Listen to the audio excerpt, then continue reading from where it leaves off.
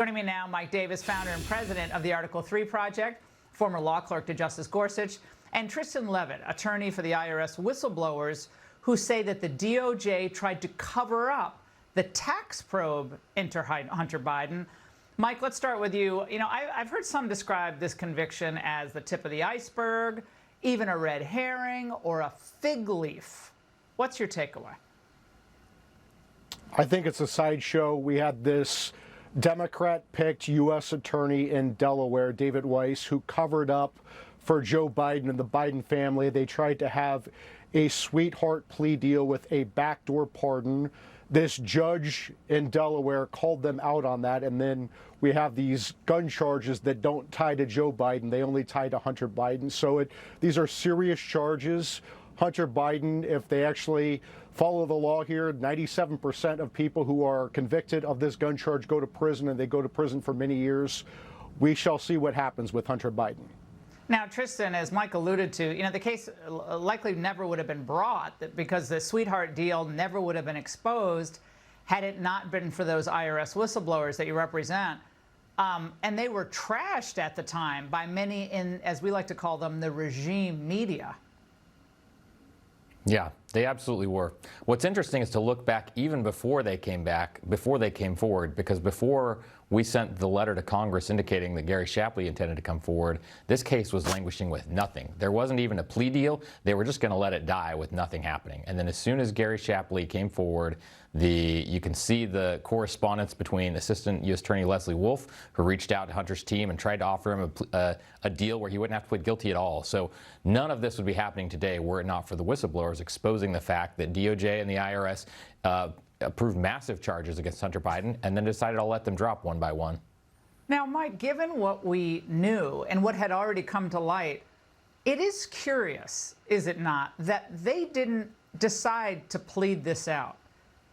Given the utter disgrace that has been raining down upon the Biden family because of everything that's come out as a result of this. So were they just used to getting away with stuff, or thought the prince could do no wrong here, or what?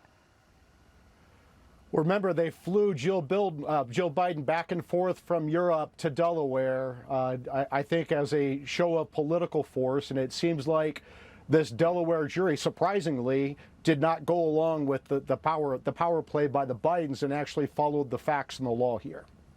Well, Tristan, one thing I've noticed in today's coverage of this is how the media kind of quickly shifted to kind of whitewashing the concern about what's been done to President Trump, not only in federal court but in state courts, but also then shifting to, oh, isn't this great that the Biden family is all huddled up together. They're supporting one another through this difficult time.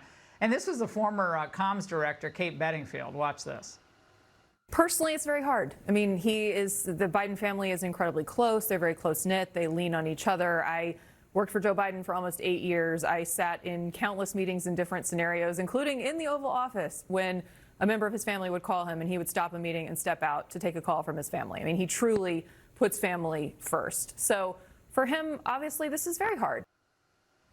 Well, they put family first with money as well. But look, Tristan, they've had family tragedy. Obviously, drug addiction is a horrible thing.